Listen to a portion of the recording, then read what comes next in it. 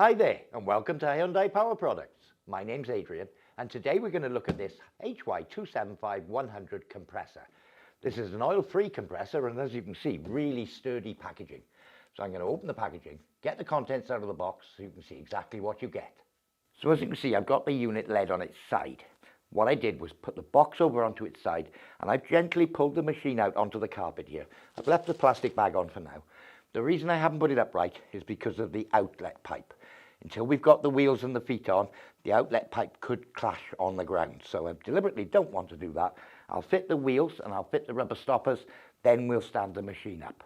So I've laid the rest of the contents, obviously not the machine, out here on the table so you can see what's included and you can check there's nothing missing. So first of all, we have the two wheels. We have two air filters, two rubber feet, two bolts for those rubber feet, two larger bolts for the wheels. We do supply it with a pair of air fittings that fit into the outlet. And then there's two little plastic tubes that go with the air filters. We'll show you how they fit later. And last but not least, we have the user manual. Now we do recommend that you read the user manual thoroughly before use. So you will need a couple of tools to assemble your machine. If you've got adjustable spanners, that would be fine, but I've got two 17mm spanners and I've also got a 14mm spanner. But obviously an adjustable spanner would do just as well. Okay, so taking one of the smaller bolts, I'll just remove the nut and one of the washers. Take a rubber foot, place the bolt down into the rubber foot with one washer and push it down through. So that's the base setup. I can put the rubber foot on, place the washer on the inside, do up the nut loosely to start with, and I'll repeat the operation for the bottom one. Okay, so I'm actually using a ratchet spanner for this. If you've got a 14mm socket and a ratchet, much easier to do the bolt up from this side, but my spanner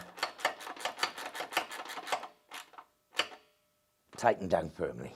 So if I take the larger bolts now, you can see it's pre-assembled. If I take the nut off, spring washer, the two washers and the spacer tube off first of all, doesn't matter which way round the wheels go, they're the same both sides.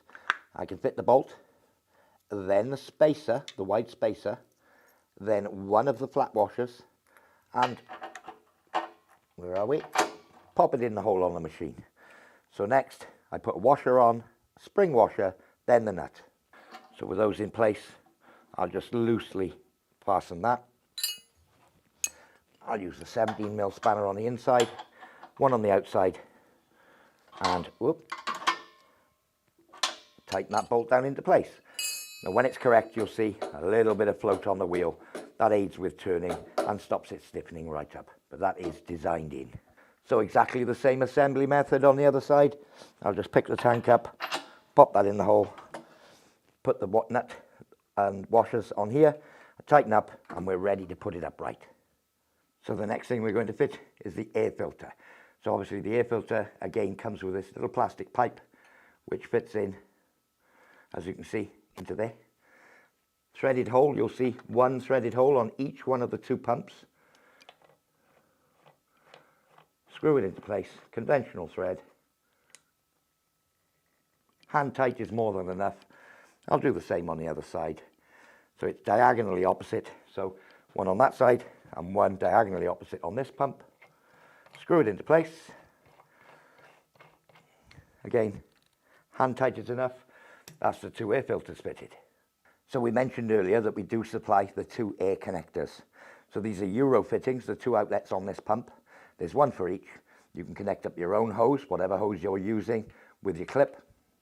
And they're quick release, so there's no air in this tank, so it's perfectly safe. But if I just push in, you hear the sleeve click forward, that's connected. To remove, push the sleeve back, and they get ejected. So we do supply two of these for reference. So to start and stop your compressor, it's very important you don't do it at the plug. We need to use this red button. So I'll make sure it's off, the red button is down. I'll remove the protector off the 13-amp plug and plug it into a standard domestic outlet socket. Once we've switched that socket on and we've got power to the machine, to switch it on, simply pull up on the red knob and the compressor will fire up. When you finish with it, end of the day, or you no longer need it, to stop the machine, don't pull the plug out, push down on the red knob and the motors will stop. So there are two gauges you'll see here on the outlet. This is the master gauge that tells you how much pressure is in the tank at any one time. And this is the outlet pressure, which you can gauge down. So there's a black knob on the top here. Fully clockwise will give you the same outlet pressure as is in the tank at any one time. If you want a lower pressure, unscrew anti-clockwise, the black knob on the top here, and the outlet pressure from the outlets will be less, depending on how far you rotate it, than the volume or pressure of air available in the tank.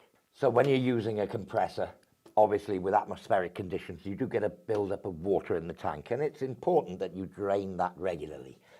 So we used to have a little screw nipple underneath the tanks.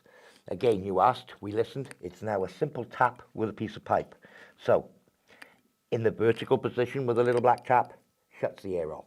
When you want to drain the water, you can place this into a suitable container, turn the tap to horizontal, the tank will drain.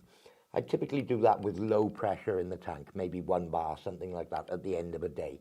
And the residual air pressure in the tank will blow the water at the bottom. When you start getting air out, you know you've got all the water, switch the tap back off again, and you've drained your tank. So as we said at the beginning, this is the 275100 model. We did do a 27550, which was the 50-litre model, but with this larger tank, you can always be assured when you need air, there's plenty in the tank. I tell you what, why don't we plug it in and see exactly how quiet these things are? Okay, let's show you. Plug it in, switch it on. On-off switch is down here. When I lift the on-off switch, we've got our drain shut, it'll start up, and you'll actually see, you will be able to hear me over the top of it running. So as I haven't changed my voice at all, that is how quiet the machine is. So what we will see is the air pressure building up in the machine. Both motors are running. Let's see. So while we're waiting for the pressure to build up, as you can see, it's coming up now. I'll just show you how you can adjust the outlet pressure. So in the tank, we've got, let's say 7 bar. Obviously using this knob, I can change the outlet pressure. So if I unscrew it, I would have an outlet pressure of, let's say 4 bar at that point. So obviously I can go down to 2 bar, or I can turn it off altogether. So there's the adjustability of pressure on the outlet, regardless of what's in the tank. Okay, as you can see, we're up to 8 bar now. When it reaches maximum pressure in the tank, the motors will cut off automatically. So at 10 bar, it'll switch off on its own. We'll see if we can demonstrate that.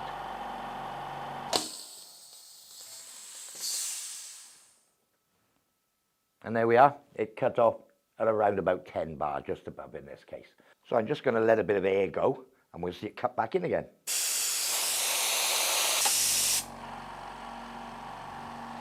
There we are, cut back in. Well, I do hope you found this demonstration useful.